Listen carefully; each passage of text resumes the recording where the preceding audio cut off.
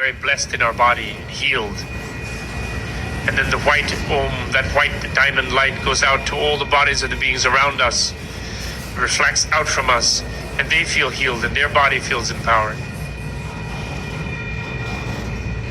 And then next to ruby red at their throat radiates ruby rays. They flow to us like liquid jewel elixir, fill a ruby red at our throat, and blesses our speech. And our speech becomes one with the speech of them. And then this red reflects out from our throat, goes to the throats of all beings around us, which becomes marked by red and their speech is blessed. And then the blue Hung radiates blue sapphire light rays that flow down to us to the blue Hung in our heart and fill our hearts with the mind of all Buddhas, the oneness with reality of all Buddhas, deep sapphire blue.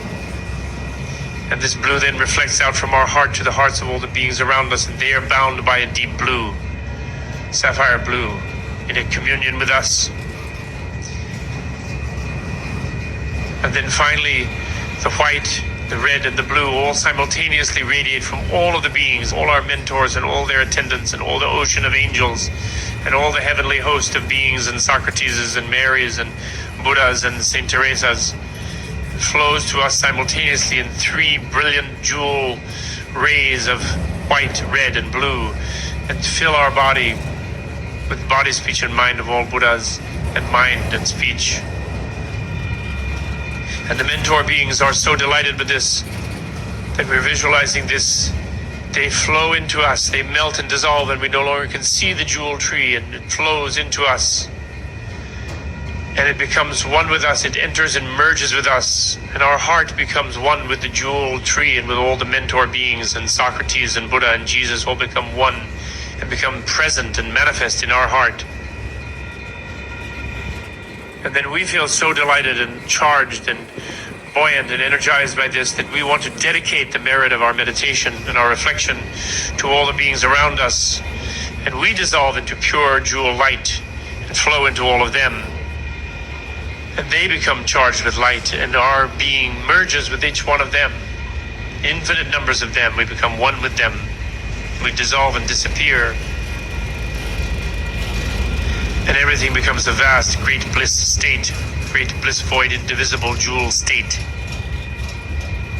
And then they think, where did we go? In their ordinary mind, and what happened? So-and-so was sitting there radiating to me. The moment they think that, and we think, where are we? And then we're back in our ordinary mind at the conclusion of that meditation. And that concludes this session, introducing the jewel wish-granting gem tree of Tibet.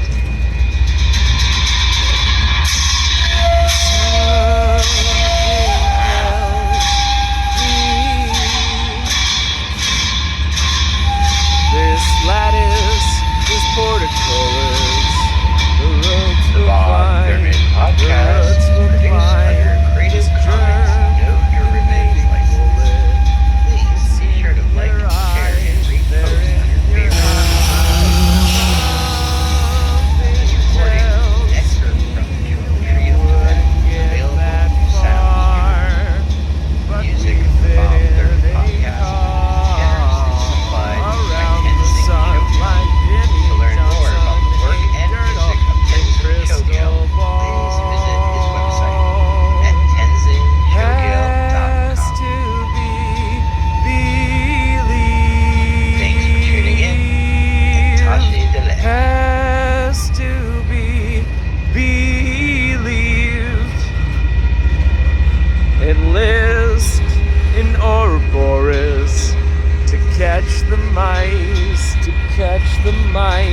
Get up and join the circus.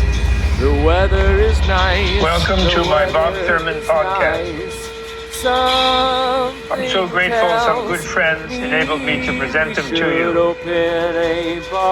If you enjoy them and find them useful, please think of becoming a member of Tibet House US to help preserve Tibetan culture. Tibet House is the Dalai Lama's cultural center in America. All best wishes. Have a great day. This is episode 297. Creating Action from Anger. A Dharma teaching by Robert Thurman. Has to be believed.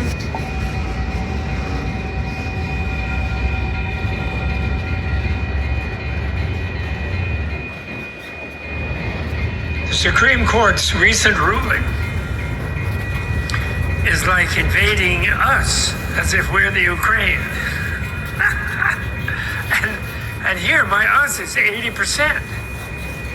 It isn't just so-called liberals or so-called Democrats, it's 80%.